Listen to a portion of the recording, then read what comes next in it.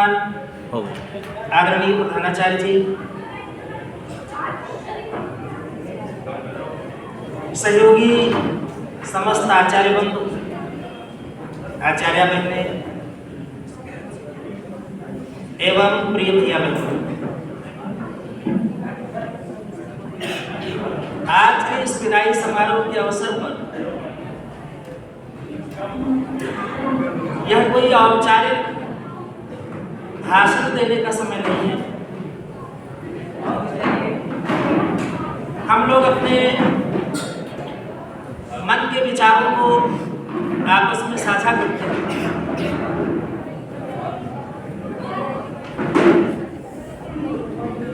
आप में से तमाम ऐसे विद्यार्थी हैं जिन्होंने इस विद्यालय में 6-7 वर्षों से अध्ययन किया होगा। एक लंबा साथ आपका रहा है और अब आपको इस विद्यालय से आगे बढ़कर कहीं अन्यत्र जाना है। आपकी मित्रता, आपका साथ, आपका सहयोग, आपका समूह जैसे ही इस परिसर को छोड़कर आप आगे जाएंगे, नए मित्र मिलेंगे, नई व्यवस्था होगी, नया सिस्टम होगा। आपको उसमें नए सिरे से अपनी क्षमताओं के आधार पर आगे बढ़ना होगा। हाँ, एक चीज है जो आपके साथ वहां भी रहेगी, वो है आपका व्यक्तित्व, आपका व्यवहार, आपके आदर्श, आपके संस्कार, जो आपको नए मित्रों के चुनाव में आपकी मदद करें।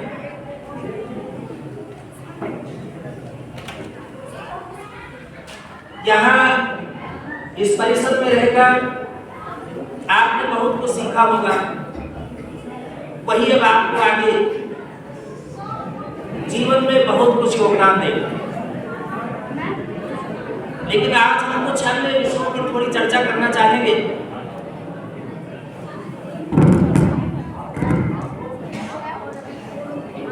कक्षा 12 के सभी भैया बहन अपना अध्ययन काल पूरा करके यहाँ से अगली कक्षा के लिए अन्य विद्यालयों में जाएंगे। लेकिन एक विशेष बात आपको ध्यान दिलाने वाली है। सामान्यतः विदाई समारोह का अर्थ होता है उस विद्यालय से उसका संबंध छूट जाना। आपका अध्ययन की दृष्टि से विदाई समारोह है। विद्यालय की ओर से आपकी न तो कभी विदाई हुई थी न होगी।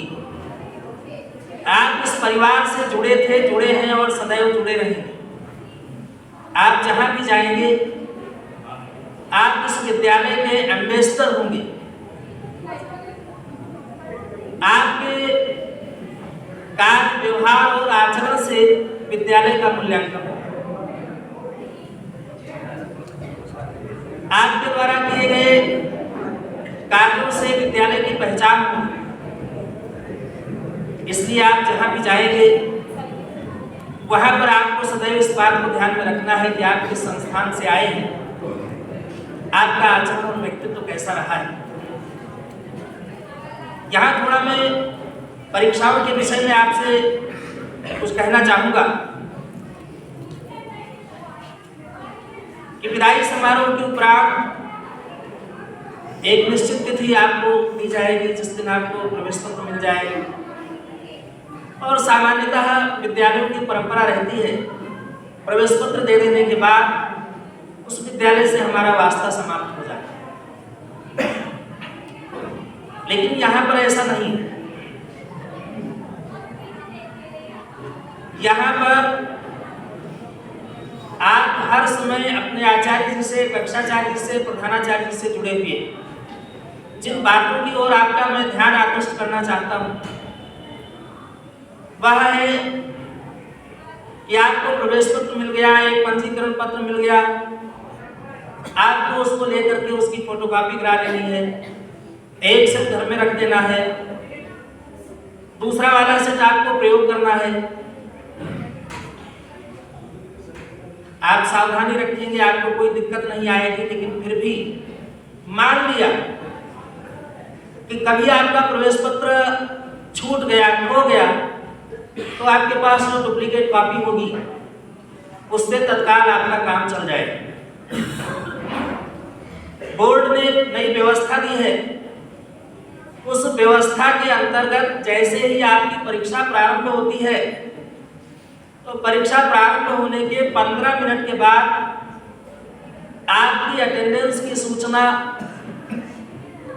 जिला विद्यालय निरीक्षक को और परिषदीय बोर्ड कार्यालय इलाहाबाद तत्काल भेज दी जाती है। ध्यान दीजिएगा, विशेष बात है। तो अभी तक क्या होता था, यदि हम देर से पहुंचते थे और हमने किसी से बात कर ली तो हमको एंट्री दिला दे। अब व्यवहारिक रूप से संभव नहीं है। आपकी अटेंडेंस जैसे ही सेंटर को चली जाती है, इलाहाबाद चली जाती है, उसके बाद किसी भी स्थिति में आपको कोई सेंटर पर परमिशन नहीं देगा।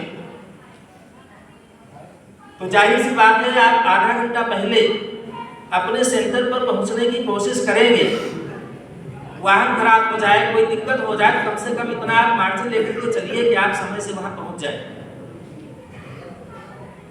दूसरी बात, जिस परीक्षा केंद्र पर आप पहुंचेंगे, सामान्यतः आप सभी लोगों का परीक्षा केंद्र म्युनिसिपल इंटर कॉलेज सीतापुर है, आपको वहां जाना है।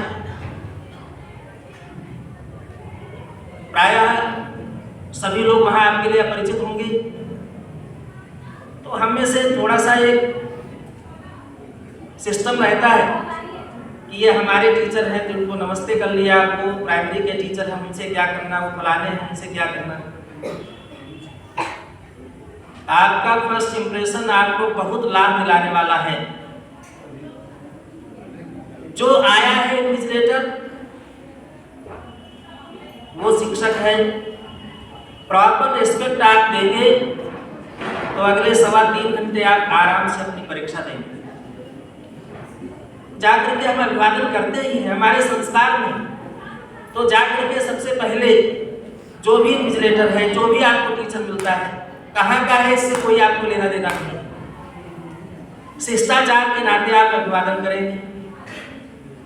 आप अपनी यूनिफॉर्म में रहेंगे तो उससे आपको और हमको भी फायदा होगा। आपको एक छोटी सी घटना बता रहा हूं। अपने विद्यालय का सेंटर एक जगह गया और वहां पर अपने भैया की परीक्षा होनी थी। भैया जी का टाइम टेबल कहीं उन्होंने अखबार से लिखा था और उनको पेपर का ध्यान नहीं था। संबंधित सेंटर पर वो एब्सेंट हो गए। वहां से यहाँ विद्यालय में सूचना आई, यहाँ पर उनका एड्रेस प्रॉपर नहीं मिला। हम लोगों ने बड़ी तलाश की, पड़ोस का एक एड्रेस मिला। पड़ोस के एड्रेस पर बात की गई तो पता चला कि वो भैया कहीं बाहर का था और यहाँ पेड़वा में किसी अपने रिश्तेदार के यहाँ रह करके परीक्षा देने जा रहा। तो हम लोगों ने उनके पड़ोस में वहां पर संपर्क किया, पता लगा भैया जी सो रहे। पूछा गया तो उन्होंने बताया कि आज उनकी परीक्षा नहीं है। तो उनको जगाया गया, उस सेंटर पर बात की गई कि ऐसा है, हमारा परीक्षार्थी अभी आ रहा है और आप उसकी एब्सेंटी मत भेजिएगा। यहाँ भैया जी को जिस कंडीशन में थे ये कहा गया कुछ नहीं, आप घर के कपड़े पहने वैसे पहने रहिए, चलिए आप। उनको ले जाकर के उस सेंटर पर अपीयर कराया गया, उनका पेपर दिलाया गया, उनकी परीक्षा नहीं छूटी, उनका साल बचा। ये जो बात आपको बताई गई उसका कोई मतलब है कि आप यहाँ से जाते समय अपना एक ऐसा फोन नंबर देकर के जाएंगे जिस पर आपसे संपर्क किया जा सके। आप निरंतर अपने आचार्य जी, प्रधानाचार्य जी के संपर्क में रहेंगे। संबंधित सेंटर पर यदि आपको कोई कठिनाई होती है